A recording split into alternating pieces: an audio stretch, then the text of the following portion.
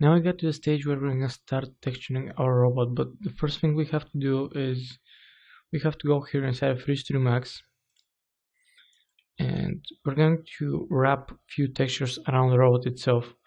So 3 Max has a really cool feature. If you go under rendering and go to render surface map, you have this panel which we're going to use. Here we can render a density map, a dust map, surface, all different types of textures, but the one that we're going to focus is texture wrap. So I have downloaded a few textures from one website called CG Textures. So those are the textures I've downloaded. I can quickly show you the textures. So this is one texture of rusted metal, and also another one with a yellow metal with scratches and few details on it, like pants or something. And here we have one of some kind of straps, old scratched straps with some rust on it. So what we want to do first is I want to select my robot that we have. I have opened the final low poly robot 028 scene, and I have anything collapsed. So the first thing I want to do is I want to select my robot, and then I can go to pick texture. So what it's going to do is going to ask me to open the file. If you don't see the file, just change the extension to any kind of format there. I'm using JPEG format, so I'm gonna use this. So my texture is size, let me see, 2226. So okay, I'm gonna open it, and in create bitmap I want to create the output which is a little bit bigger than the original one. So I'm gonna select 4K, and also under tile I'm gonna set the tiling to 2 for the moment. So while I have the robot selected, I'm gonna hit texture wrap. I'm gonna leave it little time to calculate,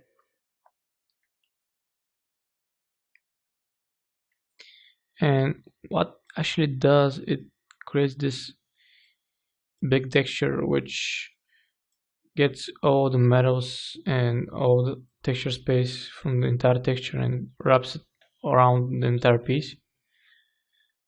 At the moment I'm not happy how this looks, so I'm gonna try with texture wrap 1 with tiling 1. I'm gonna hit texture wrap again. I'm rendering it on a little bit bigger scale. Okay, so this is a little bit better. I'm satisfied with the results. Texture looks quite yellow and so on, but it's kind of fine for me.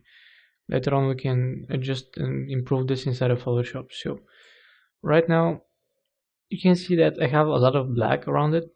Well, the reason for that is I have small scene blend. So since I have that kind of big resolution for a texture, I want to have a big scene blend. So in my case I'm gonna set to 16 and then hit texture wrap again.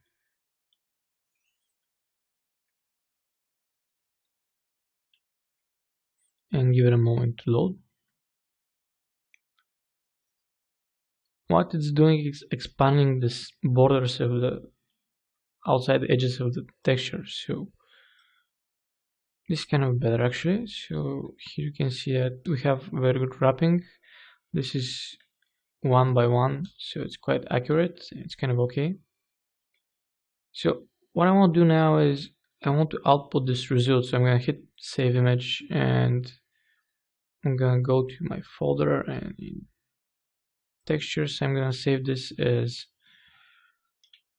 wrap01.tga for Targa, and I'm just gonna press save, and I'm gonna save it as 24. I only need this 42-bit. I don't have any alpha split, so I'm just gonna hit OK. Now I'm gonna do the same thing with the other texture. So I'm gonna go again in texture, and I'm gonna select JPEG. and I'm gonna select this one. I'm gonna open it, and again I'm gonna hit texture wrap.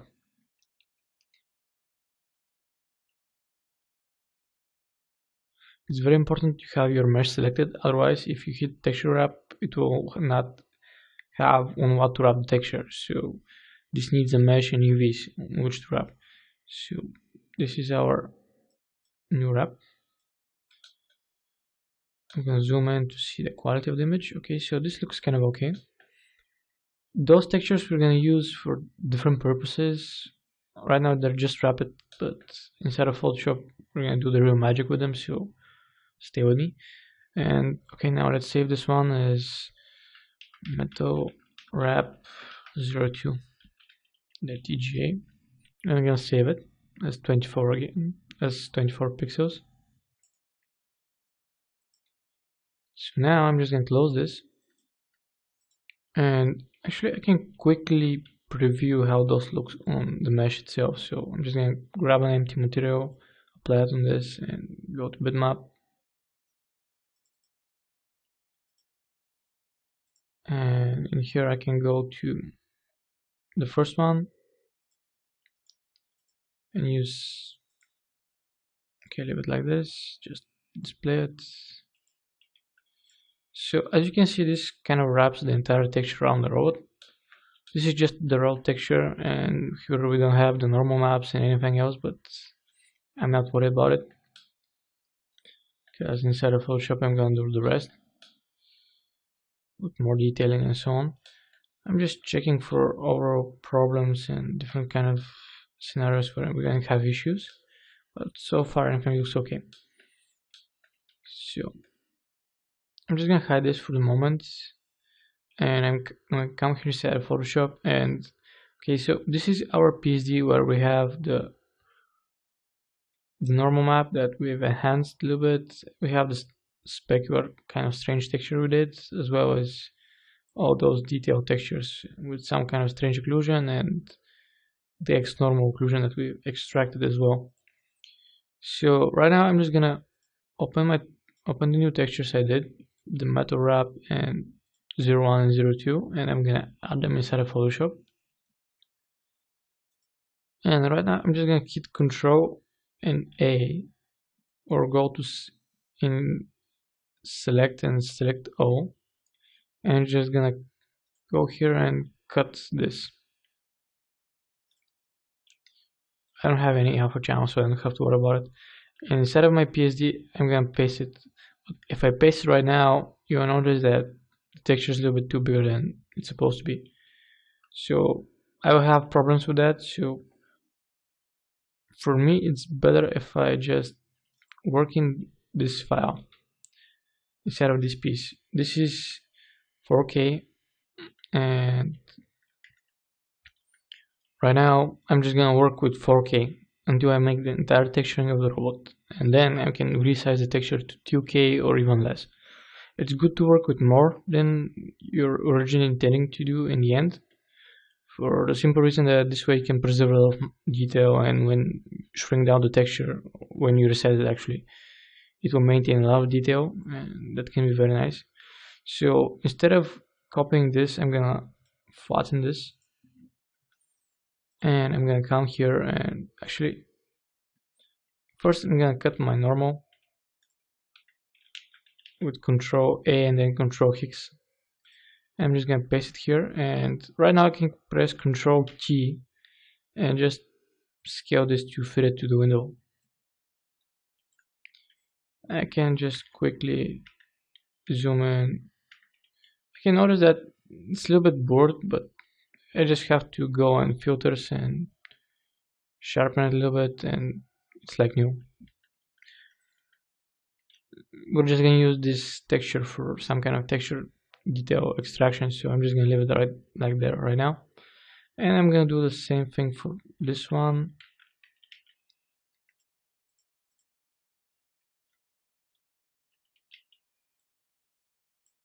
They're gonna fit automatically to the borders of this, so I'm not worried. I'm just gonna leave it like this, and I'm gonna press Ctrl and F to repeat the last filter I have applied.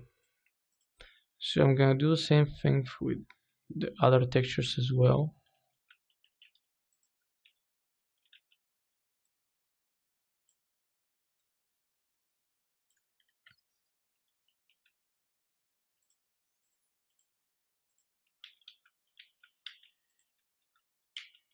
I'm gonna stretch this a little bit